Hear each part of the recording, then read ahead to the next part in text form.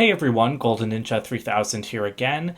Today we have a LEGO leak to talk about, but it's okay to cover because it does come from a store in Indonesia.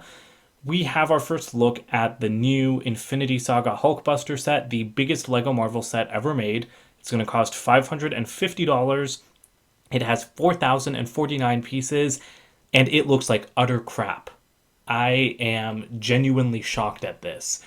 So, first of all, Lego, you can't take down this video because this was found in a store in Indonesia. I think it was a Lego store too, but I'm not 100% sure.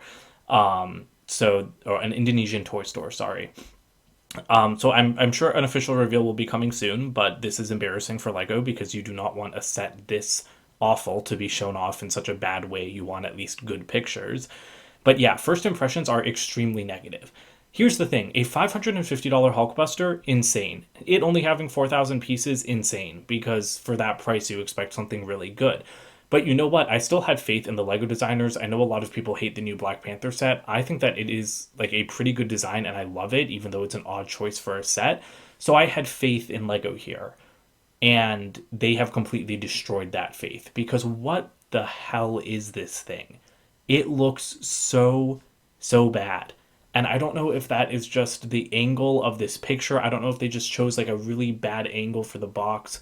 I think this picture of the box is also being taken from like slightly higher up, which makes the torso look even bigger than I'm sure it looks like if you were looking at the box straight on.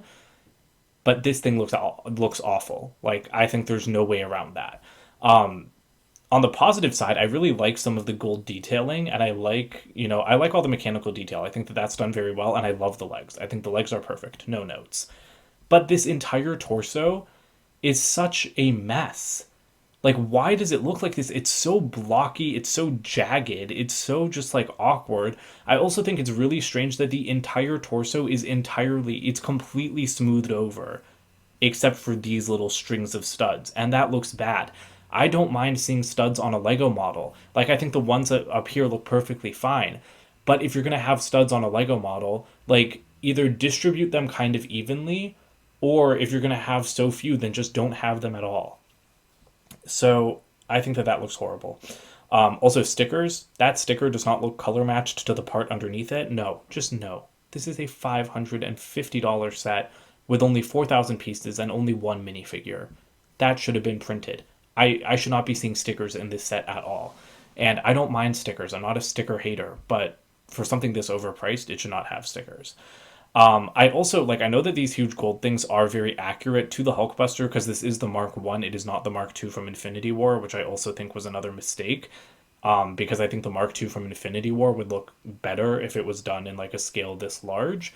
I know that these large gold things are accurate to the actual suit, but I think that they, again, just don't really look good in Lego. I do like the hands. I think the hands are done very well, especially the fingers. And like I said, I love the legs. This arc reactor looks super awkward to me. Like it looks super low placed to me. Like it looks like almost like his belly button instead of like in his chest. And I think that uses the new piece from the lighthouse, the new Fresnel lens. And there are some light bricks in this set, so we'll talk about that. But the other thing, so besides like the whack torso, which looks terrible, and again the shoulders look terrible, especially just it might be just this shot. I'm willing to admit that, but then this shot looks terrible. I also hate the head. It is the exact same dome I think that they used on the last Hulkbuster, or maybe it's a bigger one, like maybe it's a new mold.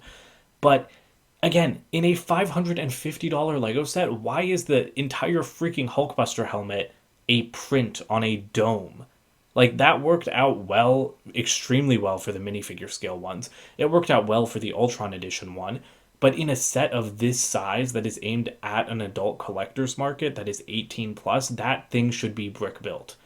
To me, and this is coming from someone that likes the molded heads on Ninjago dragons, to me, if Lego made like a $500 Ninjago dragon and then they gave it a molded head, I would be fuming because at that price point, you should use your bricks to make something that looks really good.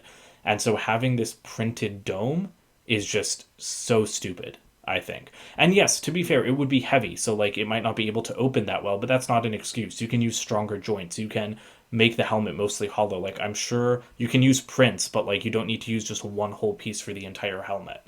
So I'm really not happy about that. But there are some other images. So here's a picture on the back of the box. And I don't really think that this makes the set look any better because, again, the torso just seems way too large.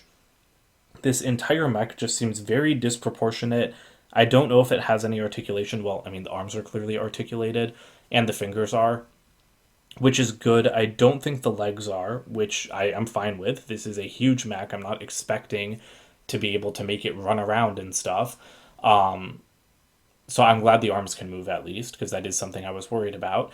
But this image really shows you its scale better because you can see the minifigure down there. And it is an absolutely huge mech. This is the largest mech that LEGO has ever made and probably will ever make for a little while. But the minifigure is garbage. It is Tony Stark from that Age of Ultron scene where he's like half suited up, I think, while they're all fighting over making Vision. And why?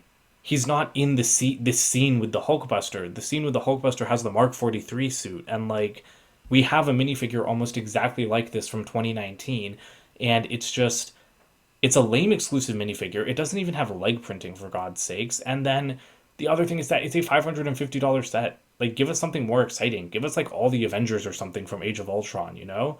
Like there's nothing that really makes this set worth buying. There's nothing that makes this set worth its insane price. And that is what I was most worried about with it.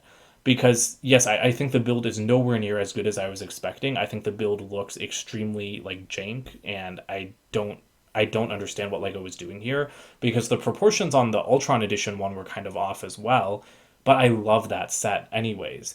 And again, like it's more excusable to have like bad proportions when you're making it to be $120, but you're telling me on a $550 set you couldn't make a good-looking Hulkbuster? It's just so insanely stupid to me. But yeah, so I really like the legs. Like I said, I think that the feet are built up really well. There are glow in the dark pieces for like these kind of lights in the knees, which I think look really good. And honestly, the legs just look like a really fun build. I think that they are absolutely the best part of this thing, but they just look too small in relation to the body. But I'm going to fault the body for that. I'm not going to fault the legs for that.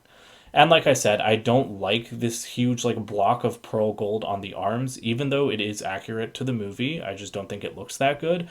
But when the arms are in motion like this, it looks a little bit better, I think. I'm hoping there aren't too many stickers. I think that like there's stickers on those parts, there's stickers up here, but I really hope that that's all. Or no, there's more stickers there. I don't know. All of that should be printed. It's not hard to print that stuff. Honestly, I'm surprised Lego didn't really cheap out and make the print on the dome a sticker. So yeah, so first impressions are quite negative. It does have three light bricks, but they are of course orange. I don't know why Lego won't just develop a blue light brick or like a transparent light brick because they've been throwing orange light bricks into Iron Man sets for like 4 years now, and it's just really, really dumb. And yeah, there's a great shot of the thing from the movie.